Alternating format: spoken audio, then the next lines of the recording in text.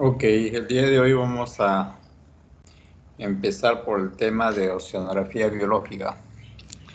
Entonces se van a tomar 5 minutos para ver qué cosa conocen de oceanografía biológica, o sea, respecto a la definición, campo de acción, etcétera.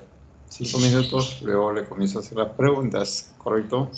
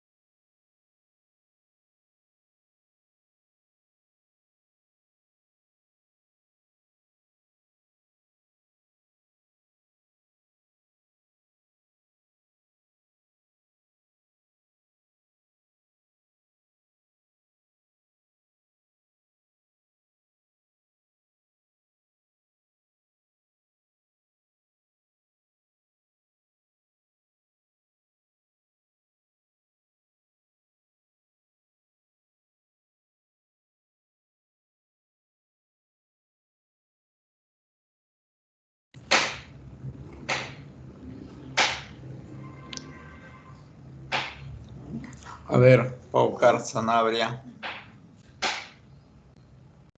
¿me escuchas?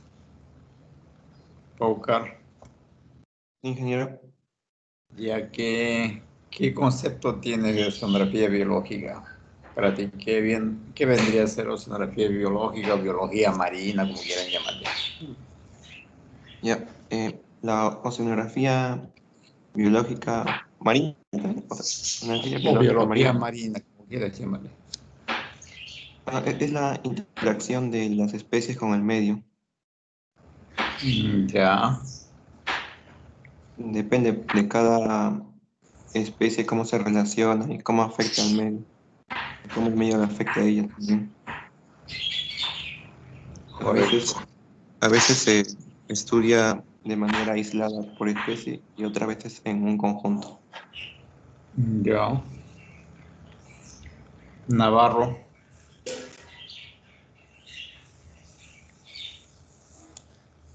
Navarro,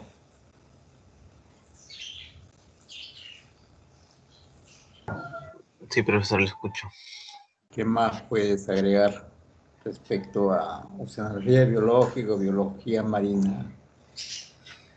Tu compañero dijo que estudia la interrelación de especies también en forma individualizada. ¿Qué más podemos hablar de oceanografía biológica? Bueno, en el tiempo que nos dio yo pude leer que que, ¿cómo se llama? Este, que estudiaba también cómo los organismos afectaban o son afectados por la física, la química y No, la no te, geología, no te he copiado lo último. ¿Cómo los organismos son afectados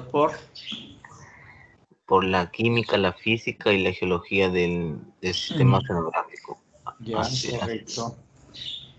Todas esas interacciones con el medio, ¿no? ujú, sí. Kevin. Ingeniero, buenos días. Se encarga de estudiar, bueno, como el mismo término lo dice, ¿no? Biología, vida. La vida marina y, bueno, en sí abarca todo lo que tiene que ver con el mar, ¿no? Las interacciones, el medio, más globalizado y todo eso.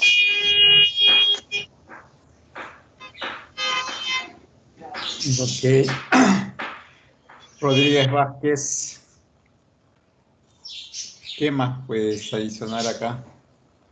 Como dicen mis compañeros, ¿no? Se relaciona la especie con el medio, ¿no? Y estudia también lo que es la distribución, me imagino, a lo- eh, distribución en la columna de agua, como también con relación a las masas, ¿no? A las masas de agua y su interacción con ella. Correcto. Entonces, como la mayor parte de sus compañeros tiene este concepto que no solamente evaluamos los organismos en forma independiente, sino también las interrelaciones entre ellos, llamamos interdependencia. También vemos el flujo de la energía a través de lo que llamamos cadena trófica, y ahí ya podemos clasificar los organismos en forma general, productores, consumidores o predadores de primer, segundo, tercer orden. También vemos estas interrelaciones con el otro componente que tiene el ecosistema, que es la parte no biótica, o sea, considerando aspectos de columna de agua, la parte de sustrato sólido sedimentario, eh,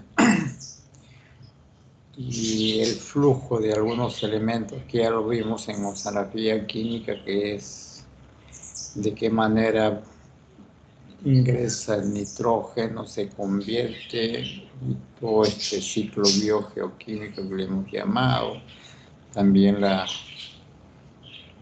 interacción océano-atmósfera, de qué manera hay este flujo de CO2 se biotransforma a través de la energía solar para generar esta molécula llamada glucosa, y a través de esta energía química se va transfiriendo a los demás elementos de esta gran cadena que le hemos llamado cadena trófica, ¿no? Entonces, todo este enfoque que nosotros le damos ya no es un enfoque de tipo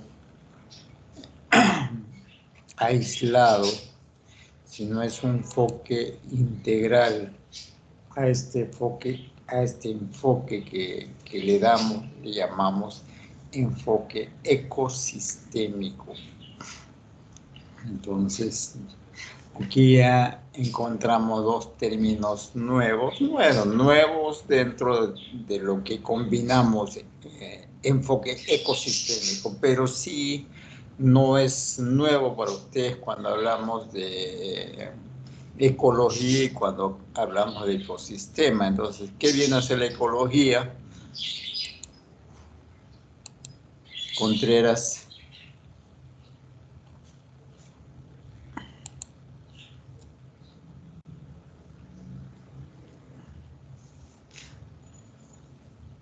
ecología, ¿qué viene a ser?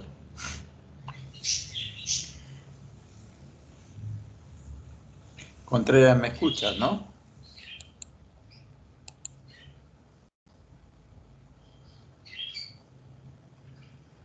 Contreras, Alejandra, Aló, sí, ¿qué viene a ser la ecología? ah, es una parte de la biología, ¿no? Y estudiar las relaciones que tienen los seres vivos con el medio ambiente, con el medio en el que viven. Ya, eso vendría a ser lo que llamamos ecosistema, estas interrelaciones que existen entre el medio biótico y el medio abiótico, que es parte o es un componente de la disciplina esta que se llama ecología, ¿no? Pero la ecología misma, ¿qué vendría a ser? ¿Alguien me puede, Sosa, puedes definir qué viene a ser la ecología?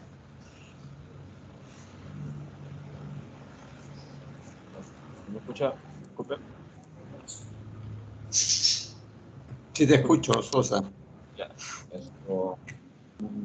Bueno, por lo que yo más o menos sé, creo, la ecología en sí estudia, como ya se dijo, la interacción entre los organismos y su ambiente y cómo afecta esto al organismo en sí, ¿no? Puede ser entre la distribución que tiene en esa zona, en ese ambiente, o también puede afectar lo que debería ser su abundancia del organismo en sí, en ese ambiente.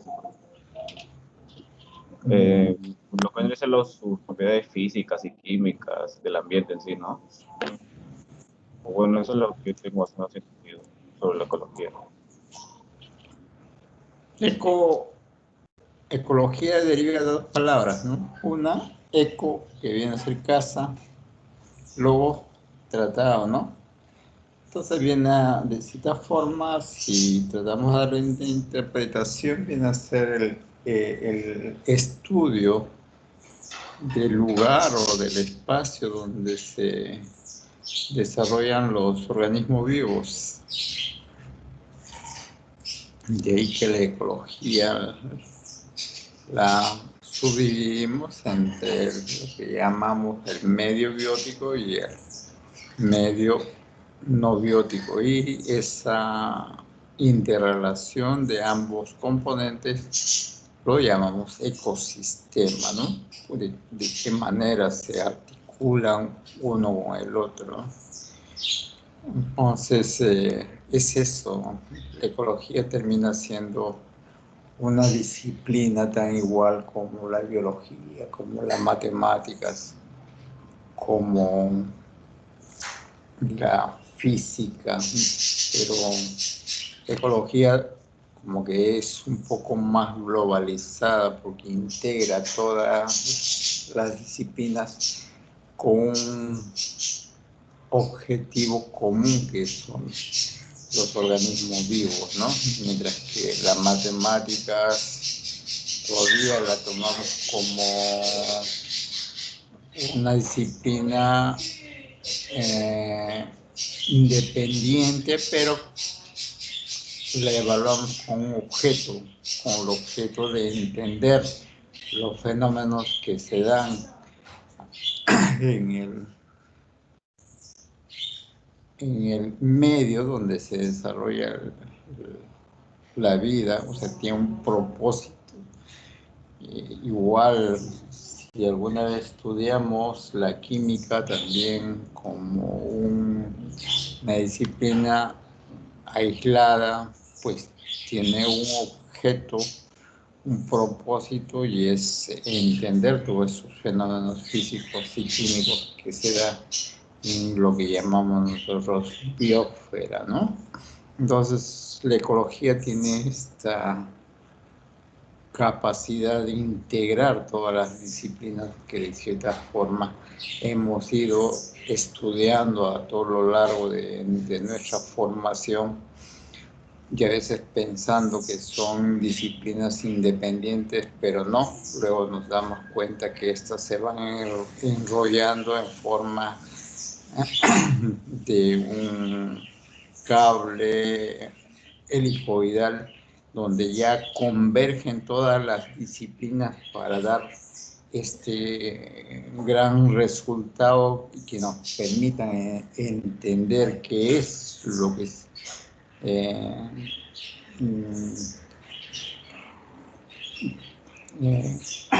y de qué es y cómo se articula con todos los fenómenos que se dan en lo que llamamos biosfera y poder entender los procesos que gobiernan en forma independiente o forma ya colectiva en los organismos vivos, que es prácticamente el objetivo final de lo que tratamos nosotros de estudiar, ¿no? Porque al final nos interesan a nosotros los organismos vivos. Si estudiamos la materia inerte es justamente por este propósito. No nos vamos específicamente hacia la materia inerte, sino lo tratamos luego de complementar. Y mucho más en el caso nuestro, que vamos a desarrollar las pesquerías sobre un recurso natural que está básicamente compuesta de todos estos elementos que le llamamos recursos renovables y no renovables en el ámbito marino, ¿no? Y la capacidad que tengamos nosotros de poder desarrollar tecnologías que permitan su explotación racional, ¿no? Incluso en el campo la explotación racional, si queremos explotar, por decir, sal, lo explotamos con una visión de no afectar extrayendo este recurso a los demás recursos que dependen de él, ¿no? Entonces, ya hablamos o incorporamos nueva terminología que ya se lo dice con el nombre de sostenibilidad o manejo o explotación sostenible de los recursos. Pero eso lo vamos a ver más adelante. Pero lo importante es de que cuando hablamos ya de oceanografía biológica, ya estamos hablando de tratar los recursos vivos, pero en forma ecosistémica, de manera integrada. Ok.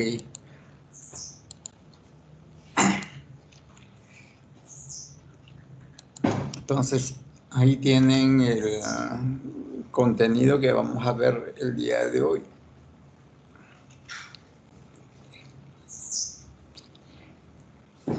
Zonificación marina, los ciclos vitales de los océanos, la distribución de los organismos, comportamiento de acuerdo a los factores como son luz, temperatura, salinidad, oxígeno.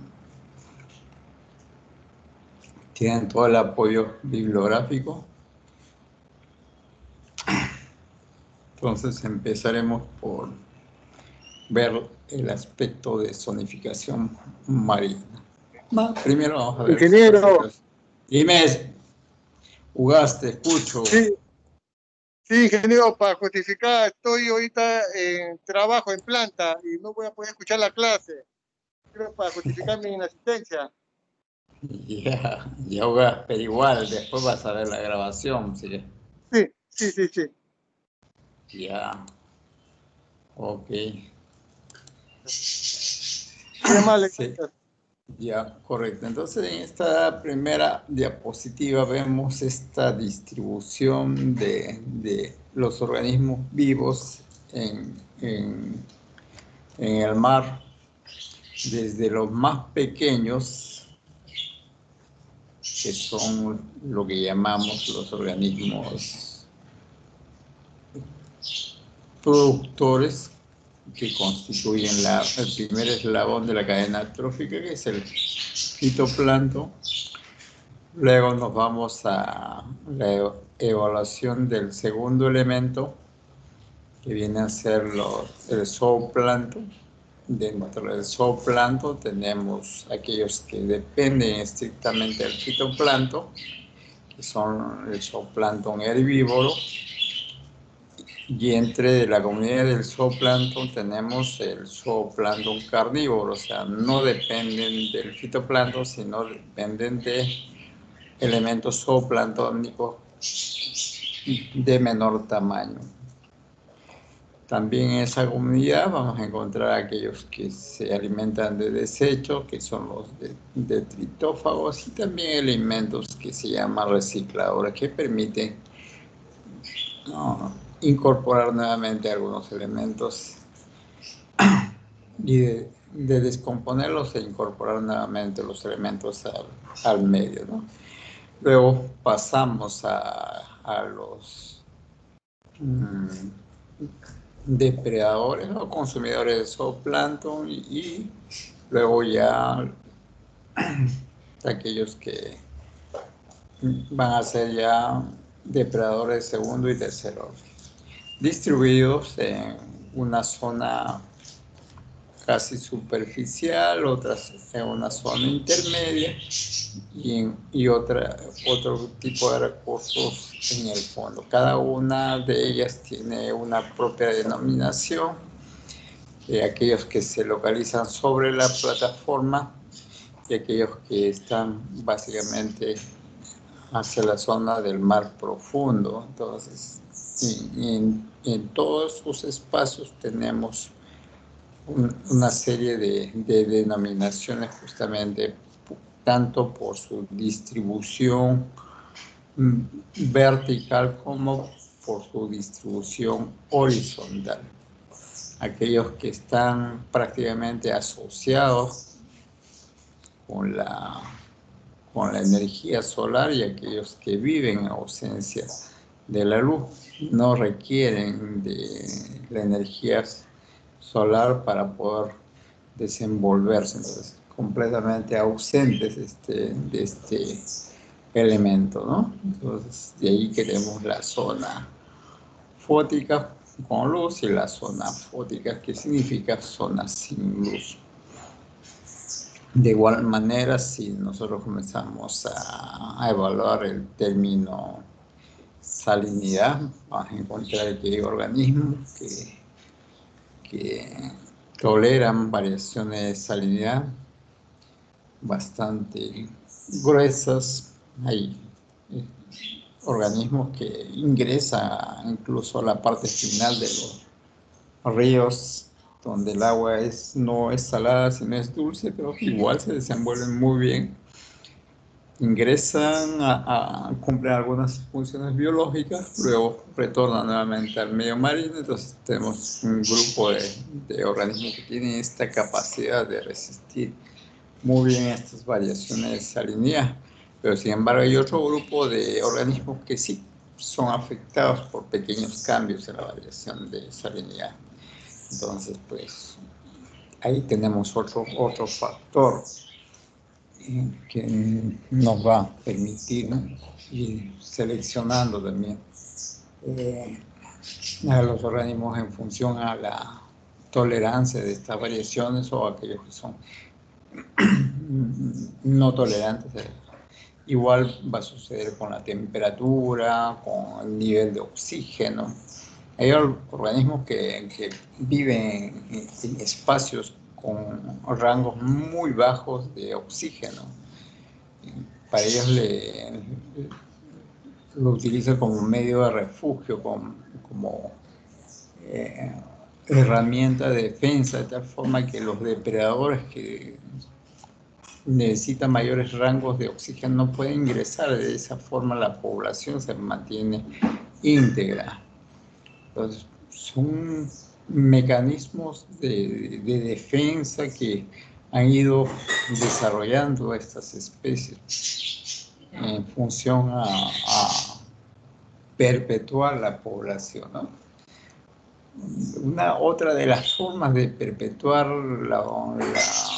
la población también, el color que van tomando, a eso llamamos la mimetización. Después también hay una situación de acoplamiento, una especie con la otra. A eso le llamamos nosotros relaciones simbióticas, que en algunos casos pueden ser positivas y en otros casos pueden ser negativas. Entonces, como ven, la oceanografía biológica pues tiene un abanico bastante amplio en cuanto a los elementos y estas interacciones que vamos a ir tratando, ¿no?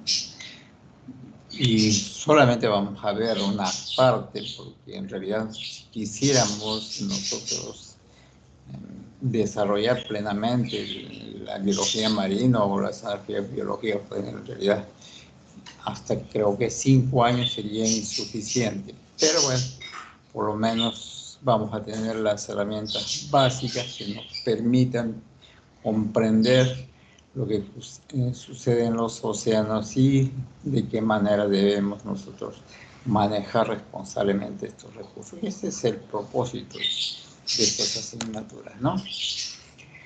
Entonces aquí, en esta siguiente diapositiva, vemos esta situación que ya mencioné, la interdependencia entre especies a través de lo que llamamos el flujo energético, ¿no? Tenemos los organismos productores en el eslabón 1, eslabón 2, tenemos los consumidores de primer orden y así vamos llegando hasta los depredadores que se encuentran en el tercer y cuarto orden, ¿no?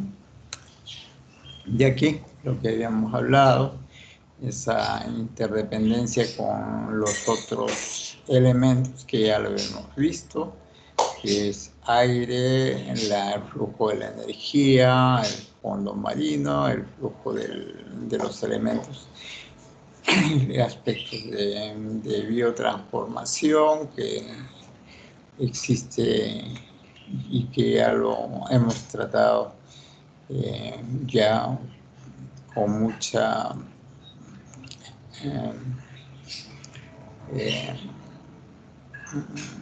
con mucho detalle cuando vimos el flujo de energía de ciclo de carbono, ciclo de nitrógeno, oxígeno, etcétera, etcétera.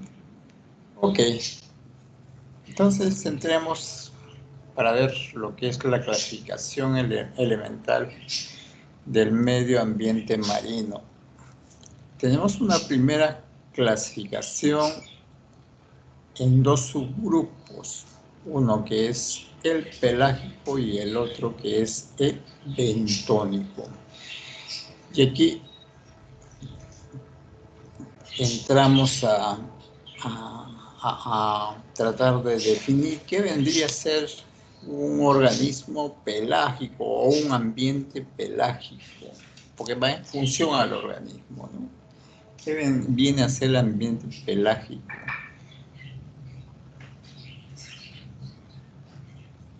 A ver, cualquier alumno, porque ya la misma diapositiva ya les está dando el concepto. Ahora, ¿cómo lo definimos? A ver, ¿qué vendría a ser ambiente pelágico?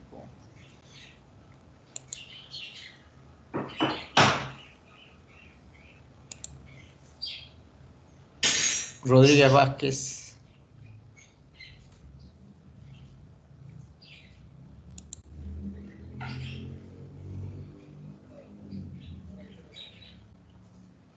¿Sí me escucha, Rodríguez Vázquez?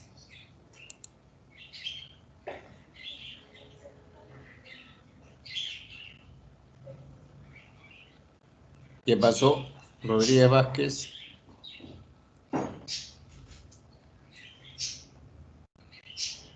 Sí, ingeniero, yo le escucho. Ya, ¿qué vendría a ser el ambiente pelágico? Bueno, sería la parte que está un poco alejado de la costa, ¿no? No tan alejado, sino ahí cerca. Y eso lo tenemos ahí en una columna, ¿no? Epipelágico, mesopelágico, ¿a eso se refiere? ¿A toda esa columna de agua? Básicamente sí es asociada a la columna de agua. Puede ser somera. ¿Qué es agua somera?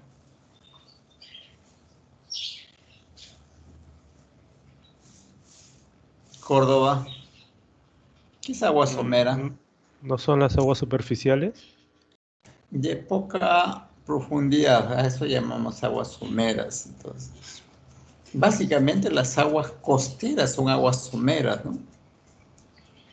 Cuanto más nos acercamos a la línea de costa, más somero es la columna de agua, más estrecha es esa columna de agua. Entonces, todo eso es aguas someras.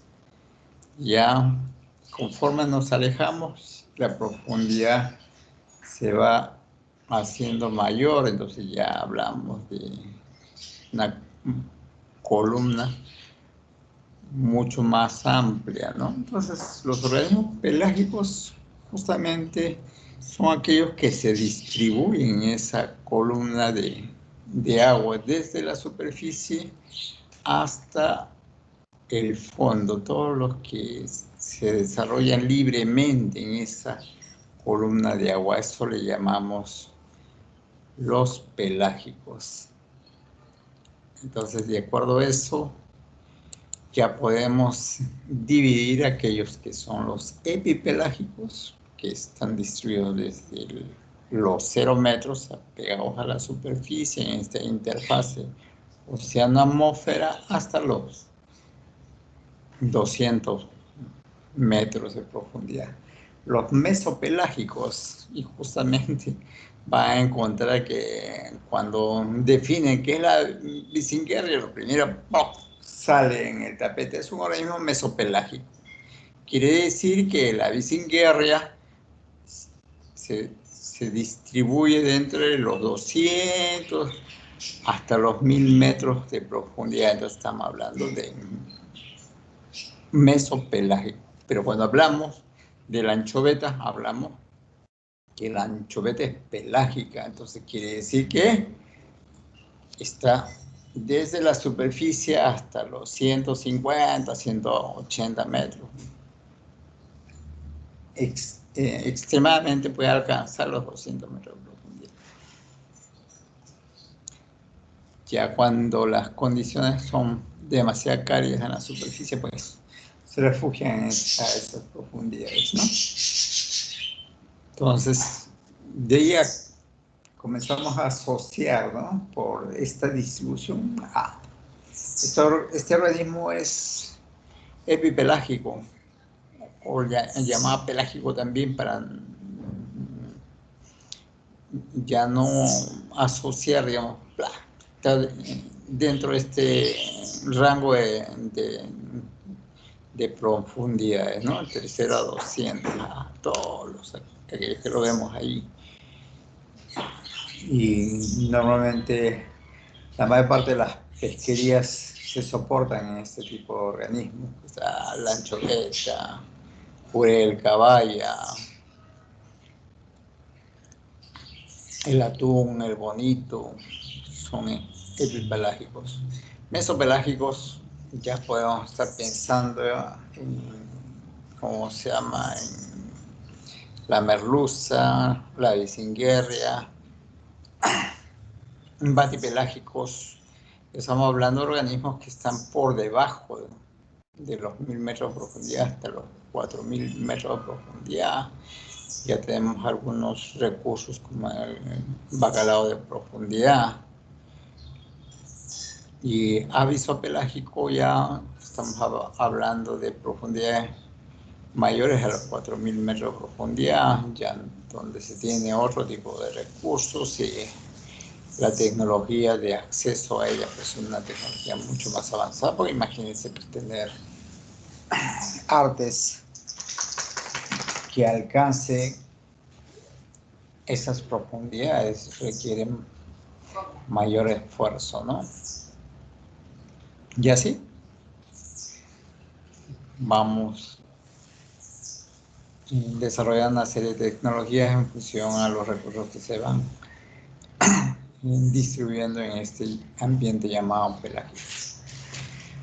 Luego sí tenemos aquellos recursos que están asociados al fondo y va desde el borde costero, porque desde la línea de playa tenemos fondo, hasta la zona de grandes profundidades. Entonces los bentónicos sí son organismos que están asociados al fondo. No necesariamente adheridos al fondo ni enterrados en el fondo, sino asociados al fondo. Por ejemplo, ¿qué organismos ustedes conocen que están asociados al fondo?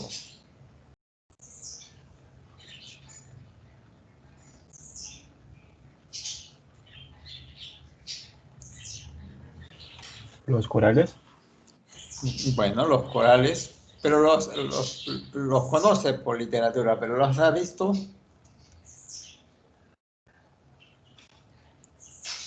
Quizás sí, ¿no? En el mercado, en algún lugar donde venden estos productos como partes de un coral, pero dentro de los organismos vivos que tú has podido observar, ¿qué organismo bentónico podrías tú haber visto? Cangrejo. Un cangrejo. ¿Qué más? Las estrellas de mar. Estrellas de mar, todo lo que son equinodermos, ¿no? Claro, los toros. Ya, gasterópodos. ¿Quién? ¿Qué tipo de pez? Concha de abanico. ¿Mm? Concha de abanico. Concha de abanico, es un gasterópodo también, bivalvo.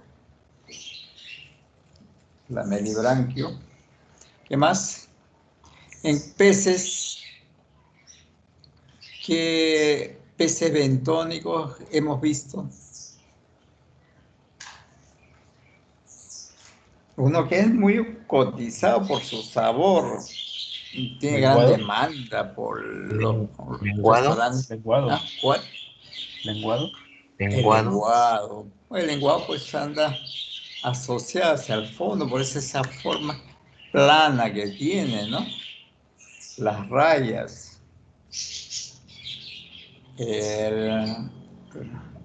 Sí conocen las morenas, ¿no? Son organismos bentónicos. Y dentro de estos organismos bentónicos también tenemos tres zonas, ¿no? La que es la sublitoral, la que va desde los 0 hasta los 200 metros de profundidad, la batibentónica de 200 hasta los 4000 metros de profundidad y la abisobentónica de 4000 a 11000 metros de profundidad. En realidad, a todas las profundidades siempre hay organismos, para todas las profundidades, ¿no? Ok.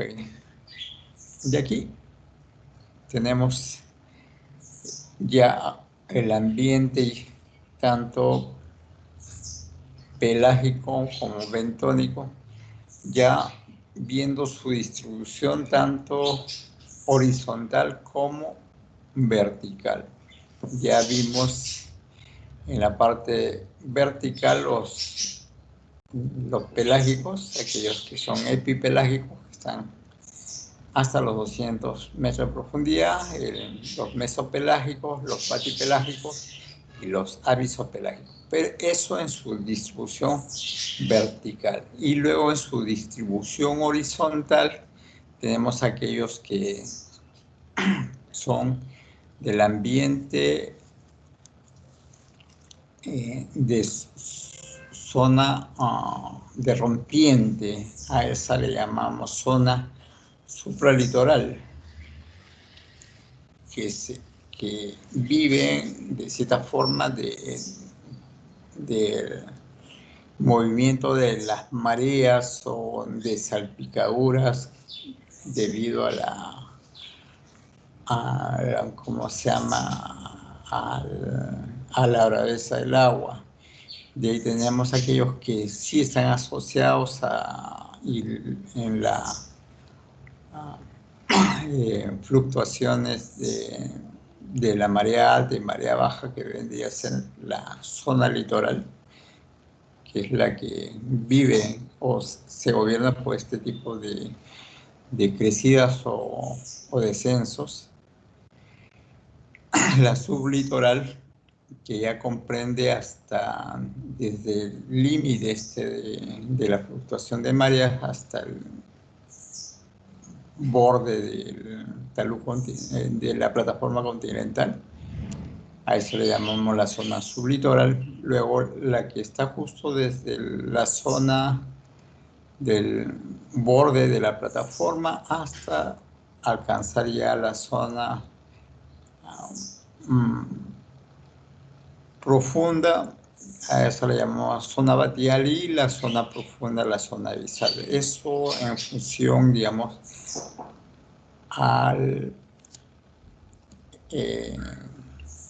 la conformación o la forma que va tomando el fondo marino, ¿no? Luego tenemos aquellos organismos que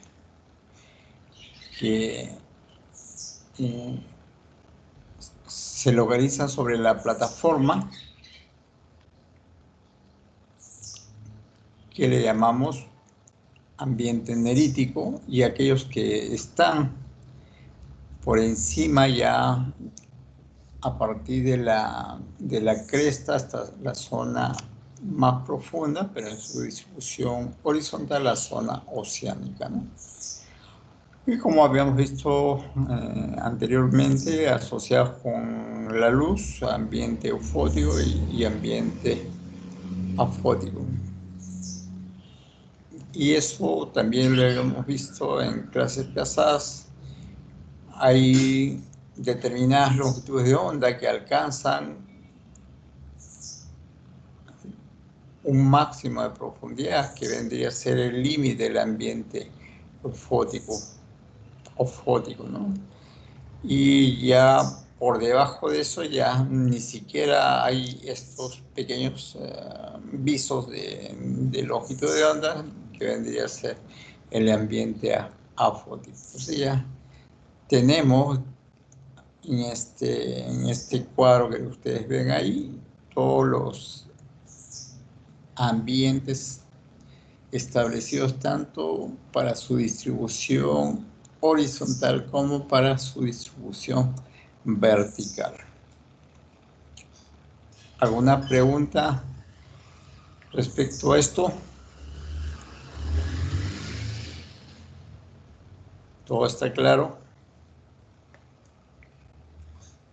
Profesor, disculpe, en la separación de ambiente eufótico y efótico veo que hay una sección que no tiene nombre. ¿Se refiere a algo o solamente es para diferenciar entre los dos? Bueno, una zona de transición, pues eso va a depender de las condiciones de transparencia también, ¿no? Pero no tiene una denominación así especial. La que ves, esta sección aquí que está punteada, ¿no? Pero básicamente es por este ambiente eufótico que algunas veces podría alcanzar, sobre todo en el ambiente oceánico, donde se tiene mayor transparencia, que podría tener fluctuaciones un poco más allá de los 180 y llegar a un máximo de los 200 metros, ¿no? Voy a poner una zona así de amortiguamiento intermedio entre la zona eufótica y la zona afótica, ¿no? Que sí, que no. Bueno, una zona que podría o no podría asociarse con los requerimientos de luz. Bueno, a esa profundidad ya prácticamente con la justa llega, creo, el azul. Entonces, pues esos requerimientos de energía o de luz, pues limita muchas funciones que tienen aquellos organismos que sí requieren de energía luminosa para cumplir su función. Entonces, por eso que lo ponemos como una zona de transición, que sí, no, está sí tiene luz, pero no lo necesita, porque no hay ausencia completa. Entonces, la pongo ahí como un valor intermedio. Pero sabemos que no son organismos que van a ser dependientes, pero sin embargo hay algunas longitudes de onda que puedan llegar, pero no tienen mucha relevancia en las funciones de los organismos que se distribuyen ahí. Mientras que los que sí están por debajo de esa línea, sí, definitivamente no llega a nada. Y ahí ya, con toda seguridad que no. Que son organismos que viven completamente en ausencia de la luz. Y así también vamos a encontrar muchos organismos que se desplazan, o sea, no solamente están la mayor parte del tiempo en un ambiente afótico, sino que por requerimientos de alimentos, pues suben a la zona eufótica. Por ejemplo, ¿quién que se desplaza desde las zonas profundas y ascienden a las zonas superficiales, sobre todo por necesidad de alimento?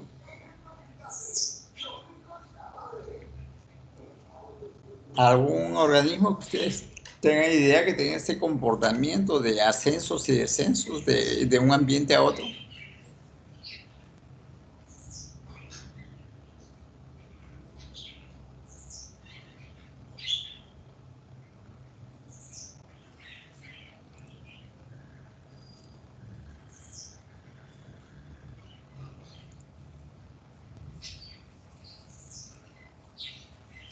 ¿Nada?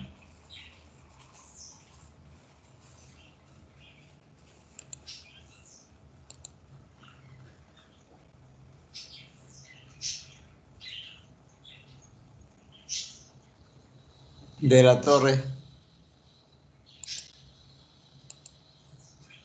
¿Algún organismo que le guste, no es que le guste, ¿no? Por necesidades de alimento, abandona el ambiente afótico y se va a la zona afótica?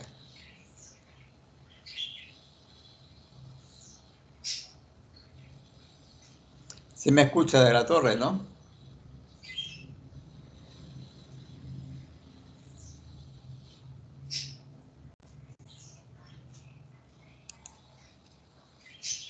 ¿Alguien?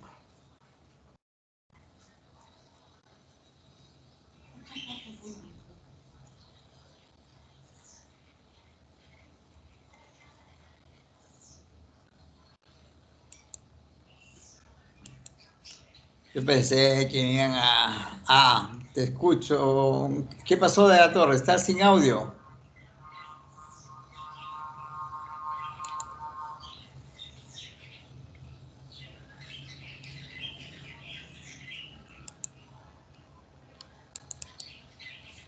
Sí te escucho de la Torre. Usa el chat, pues, si no tienes audio.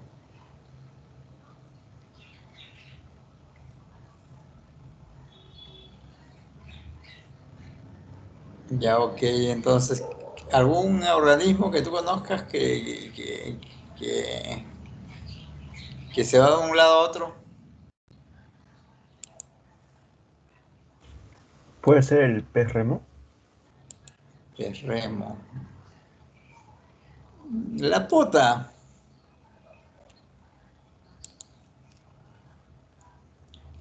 La pota ya saben que asciende en la noche y se vuelve pelágica, pero en el día se va al fondo.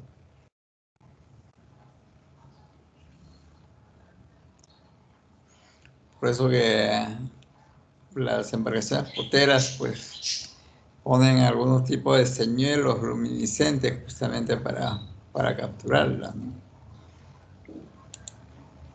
Ok, seguimos.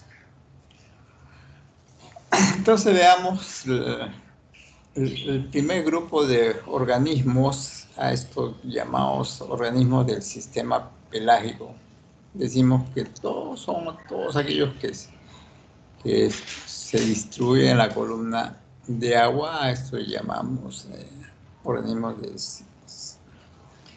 sistema pelágico.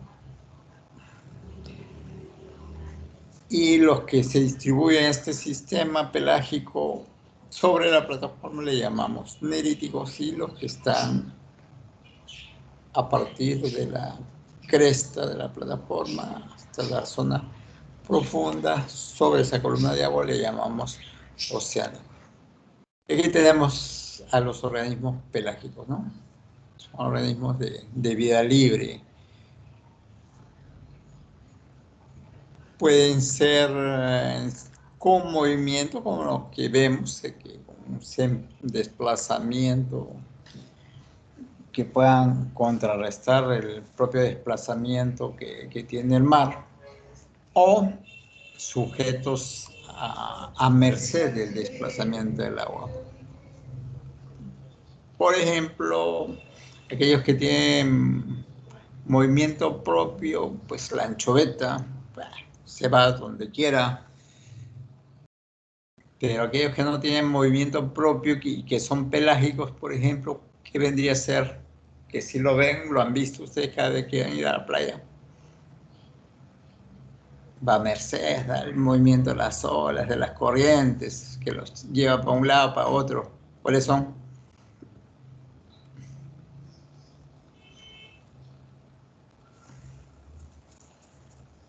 Nos está faltando un poco más de observación cuando vamos al mar. Tenemos que ya comenzar a observar, que le gusta mucho, es el alimento de las tortugas, que es, y la tortuga a veces las confunde. Medusas, sí, quiero medusa. ¿Cuál? ¿Te escucho? Medusas. Las medusas, las malaguas, ¿no?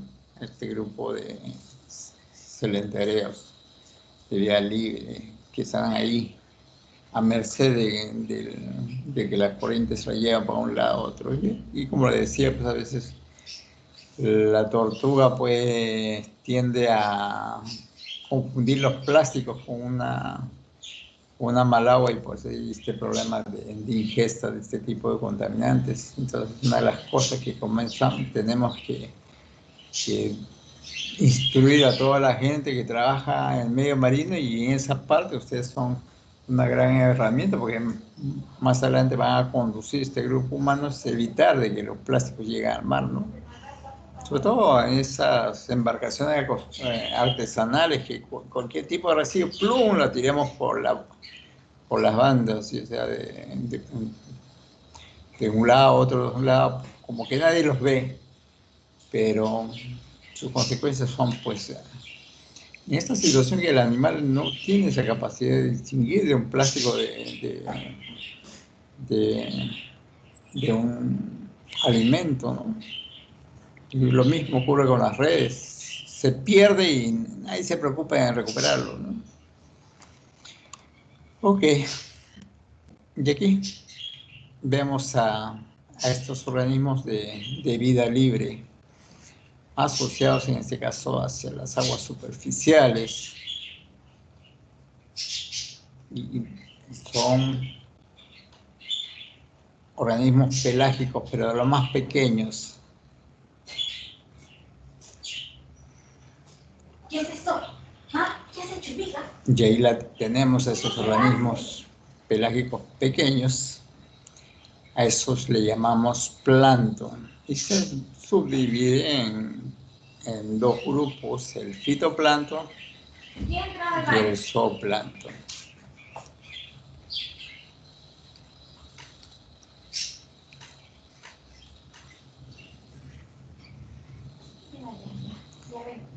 ¿Correcto? Entonces, el plancton es un organismo pelágico que vive en esa columna de agua asociada a la superficie, y que termina siendo el primer eslabón de la cadena trófica. Ahí lo vemos, diatomeas. incluso en la diapositiva anterior, digamos, como una serie de organismos se van distribuyendo, ¿no? Ya que ya lo tenemos a todos estos recursos le llamamos plancton. Fitoplancton, cuando son productores, organismos vegetales, y zooplancton, cuando ya son consumidores, ¿no? Ahí tenemos un organismo zooplantófero, zooplancton, no zooplantófero, no, un zooplancton. Este es un herbívoro. Tenemos otro, también de la comunidad zooplanctónica. Bueno, es todo un universo, tanto el fito como el zooplancton. Meterse en ese mundo ya es entrar en un microzoológico de formas y conductas, ¿no? Que el mar, en cada componente termina siendo un universo con cosas que te presentan y cosas por descubrir, porque no todo está identificado, hay muchas cosas que todavía faltan desarrollar. Entonces, al plancton le llamamos a todos aquellos organismos que viven suspendidos en el agua. No tienen movilidad propia, a pesar de que aquí vemos este organismo que sí se desplaza, pero en función al desplazamiento que tienen las corrientes y las olas, pues no es nada, o sea, termina siendo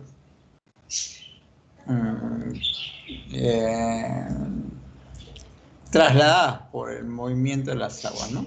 Entonces, su movimiento no llega a superar el movimiento que tienen las corrientes. Entonces, viven a merced del movimiento del agua. A eso le llamamos organismos planctónicos. Tenemos desde los más pequeños, que es lo que hemos ido viendo en las diapositivas anteriores, que necesitamos microscopios o estereoscopios para poderlo visualizar, hasta los más grandes, que son las medusas.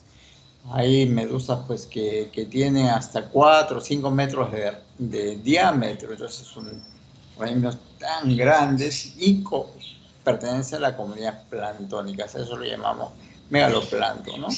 Entonces todos aquellos organismos que viven a merced del agua,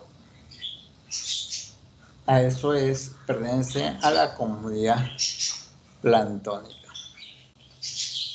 Desde los más pequeños, o sea, cuando yo me refiero a plancton, no necesariamente son los diminutos, solamente tengo que meterme en la cabeza que plancton es todo organismo que carece de desplazamiento como para contrarrestar el desplazamiento que tiene el agua. Entonces va a la deriva. Y por otro lado, tenemos el nécton. Contrariamente al plancton, estos sí tienen capacidad de movimiento. Se pueden ir de un lado a otro. No viven a merced del desplazamiento del agua. Y tenemos a los delfines, tenemos al tiburón, tenemos la mayor parte de organismos con desplazamiento que ustedes conocen, ¿no? La caballa, el atún, la anchoveta, la merluza, una diversidad de organismos que ustedes conocen. Entonces, a eso le llamamos el nécton. Tienen mecanismos de desplazamiento, mecanismos de natación. Pueden desplazarse en forma vertical o forma horizontal en función a sus requerimientos, ¿no? Independientes del movimiento de la corriente. Y el bentos es aquel que está asociado al fondo. Y entre los organismos bentónicos tenemos aquí los sésiles, aquellos que sí viven sobre el sustrato o pegados al sustrato, de aquellos que están asociados al fondo, como ven ustedes aquí a los pececitos payasos, son organismos bentónicos, tienen desplazamiento, pero están asociados, como el cangrejo tiene desplazamiento, pero está asociado al fondo, el pulpo tiene desplazamiento, pero está asociado al fondo, el lenguado, la morena, ¿cómo se llama? Este pez que es alargado, también, congrio, que es un organismo bentónico.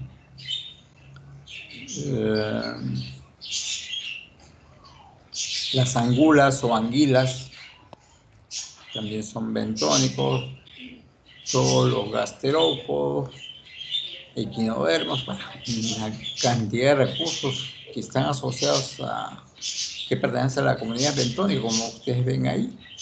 Es inmensa, digamos, los organismos asociados a los recursos bentónicos. Okay. Entonces, los organismos bentónicos tanto son animales como vegetales que viven relacionados con el fondo, ¿no? Enterrados, fijos o asociados con el fondo.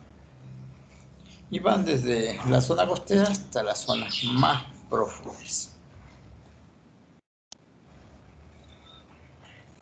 Ok, hasta ahí, ¿todo claro?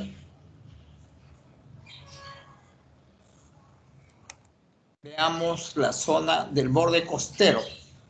Ahí tenemos la zona supralitoral que vive de salpicaduras. Después viene la zona litoral que está en la fluctuación de las mareas. Por debajo de esta fluctuación de mareas tenemos la eulitoral, llamada zona intermareal, y tenemos la zona sublitoral.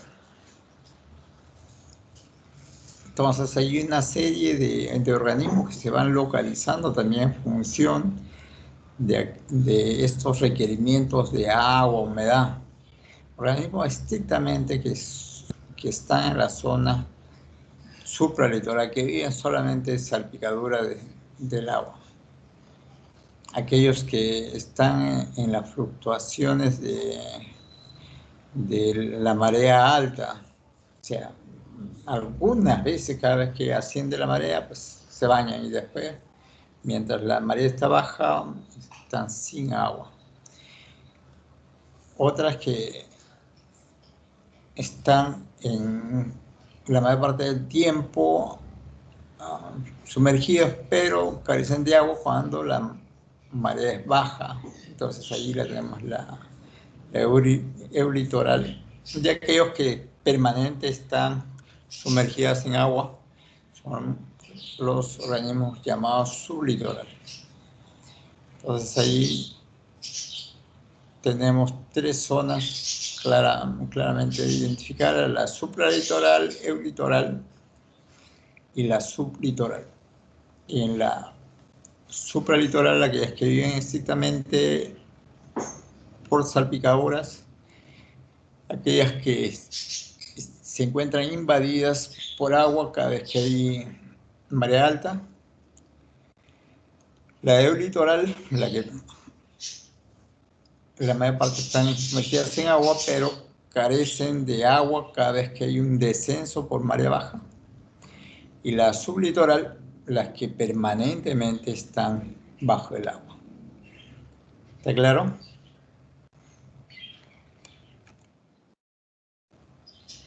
Y ahí lo tienen este seccionamiento ya más claro.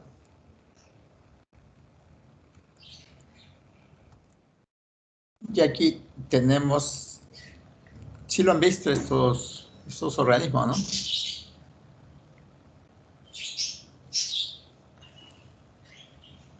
Qué lástima que no se pueda salir a trabajo de campo para poderlos ver ahí en su medio, pero sí, estos choritos que ustedes cada vez que han ido a la playa asociados a la roca, que tiene este sustrato medio moradito, granate, pegado, adherido a la superficie.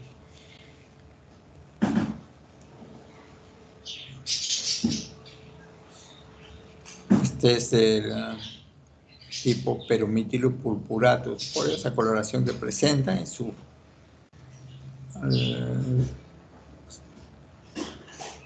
rayos. No son longitudinales son radiales, como ven. Pero van a encontrar otro tipo de choritos que no tienen esta distribución radial, sino son longitudinales. Conforme va creciendo, va desarrollando estas líneas longitudinales, contorneando todo su borde, y se va notando, ¿no? Y aquí tenemos toda esa fauna intermareal. No solamente hay fauna, hay también flora, hay un montón de algas y plantas acuáticas también localizadas en esta zona intermareal. Como ven, tenemos aquellos que son sésiles y aquellos que están asociados a esta zona intermareal.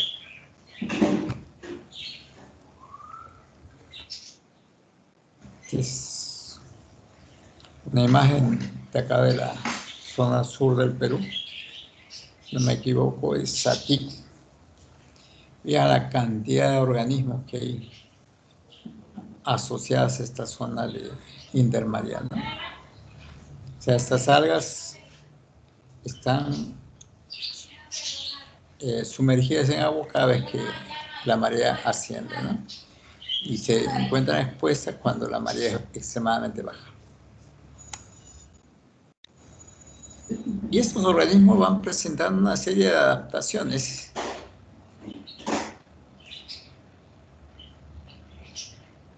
de acuerdo a la localización que tienen.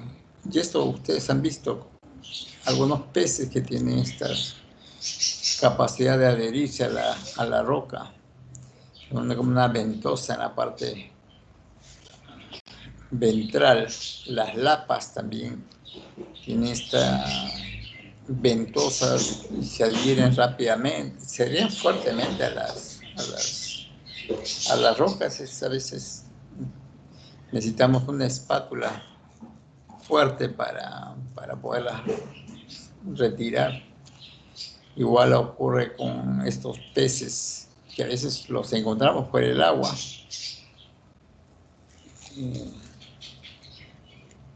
Peces que se camuflan con la roquería.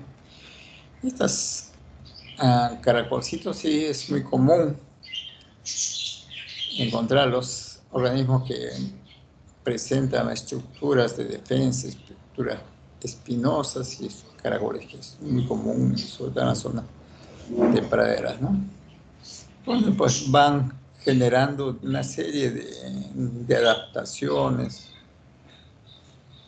en cuanto pues a la estructura o conformación del propio organismo, de acuerdo a su comportamiento, a sus requerimientos de alimentos, etc. Y acá pues tenemos toda esta distribución de organismos en la zona intermareal rocoso, que es la que presenta quizás la mayor biodiversidad. Pues una zona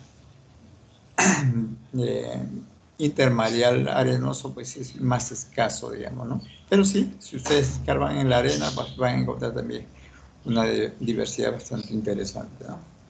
Pero comparado a una zona intermareal pues, rocoso respecto a una zona intermareal arenoso, pues